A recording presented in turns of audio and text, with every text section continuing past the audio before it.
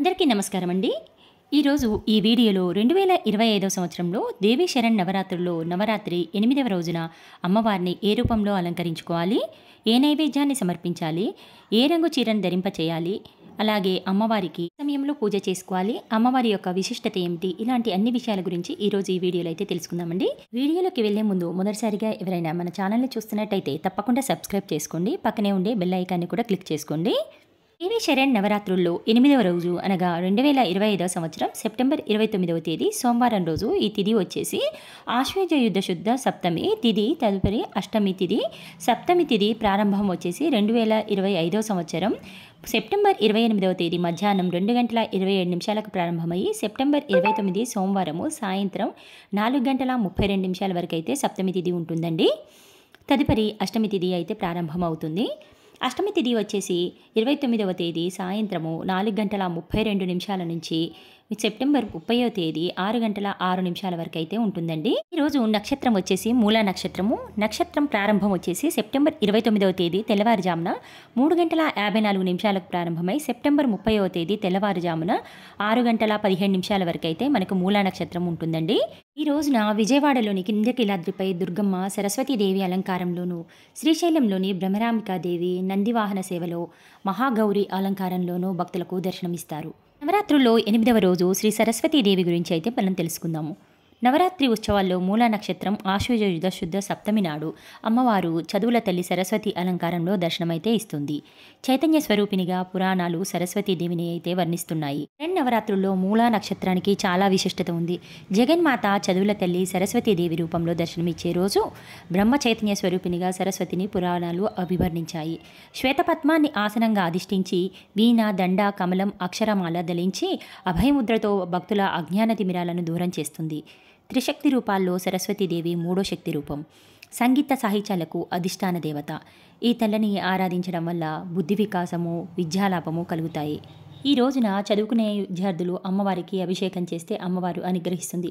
ఈరోజు పిల్లల చేత తమ పుస్తకాలకు గంధము, కుంకుమ బొట్లు పెట్టించి అమ్మవారి దగ్గర పుస్తకాలను ఉంచి పూజ చేయించండి. ఇలా చేయటం వలన వారు చదువులో బాగా రాణిస్తారు. ఈ రోజున అమ్మవారి జన్మ నక్షత్రమైన మూలా నక్షత్రం చాలా అద్భుతమైన రోజు కాబట్టి ఈరోజు ఎవరైనా సరే అక్షరాభ్యాసం చేయించుకుంటే కూడా చేయించుకోవచ్చు. ఎందుకంటే సంవత్సరంలో 2 రోజులు మాత్రమే ఎటువంటి వర్జ్యం లేకుండా, వర్జ్యంతో పని లేకుండా, అంటే ఎటువంటి శుభ సమయాన్ని మనం చూసుకునే అవసరం లేకుండా ఆ రోజు అంతా కూడా మంచి కిందే లెక్కేసి అక్షరాభ్యాసాన్ని మనం ఏ సమయంలో అయినా చేయించుకోవచ్చు. అది ఉత్తరాయణంలో వచ్చే వసంత పంచమి రోజున, అలాగే దేవీ శరణ్ నవరాత్రుల్లో వచ్చే ఈ మూలా నక్షత్రం రోజున, ఈ 2 రోజుల్లో మాత్రమే అక్షరాభ్యాసాన్ని మనం ఏ సమయంలో అయినా కూడా చేయించుకోవచ్చండి. మంచి బుద్ధిని, విద్యను, జ్ఞానమును ప్రసాదించి తనను పూర్తి శరణాగతితో ఆరాధించే వారికి యుక్తాయుక్త విచక్షణ జ్ఞానాన్ని, జ్ఞాపక శక్తిని, కల్పనా నైపుణ్యాన్ని, కవితా స్ఫూర్తిని, రచనా శక్తిని, ధారణా శక్తిని ప్రసాదించే కరుణామయి సరస్వతీదేవి. మూలా నక్షత్రం నుండి విజయదశమి వరకు విశేష పుణ్యదినాలుగా అమ్మవారిని ఆరాధిస్తారు. సరస్వతి అమ్మవారు నెమలి వాహనం మీద ధవలవర్ణ వస్త్రాలను ధరించి, అక్షరమాల ధరించి, అభయముద్రతో వీణను 2 చేతుల్లో ధరించి చందన చిచ్చుత హృదయంతో దర్శనమిస్తుంది. సరస్వతీదేవి జ్ఞానానికి ప్రతీక. ప్రతి మనిషికి ఈ అమ్మే జ్ఞానదేవత అనే సందేశాన్ని ఈ అవతారం అందిస్తుంది. దేవి నవరాత్రుల్లో 8వ రోజు సెప్టెంబర్ 29 సోమవారము ఆశ్వయుజ శుద్ధ సప్తమి తిథి. తదుపరి అష్టమి తిథి.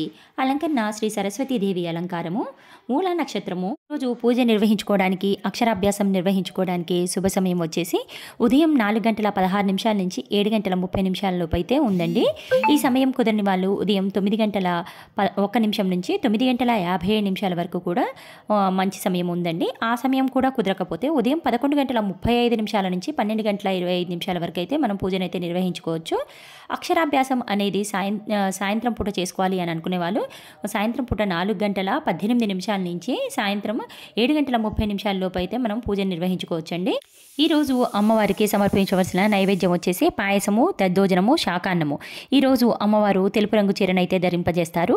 ఈరోజు అమ్మవారికి తెల్లని పుష్పాలతో, మల్లెపూలు, జాజులు, మారేడు దళాలతో వారికి పూజనైతే చేస్తామండి. సరస్వతి ద్వాదశ నామ స్తోత్రము, సరస్వతి స్తోత్రాలు, సరస్వతీదేవి అష్టోత్తరాలు పారాయణం చేయాలి.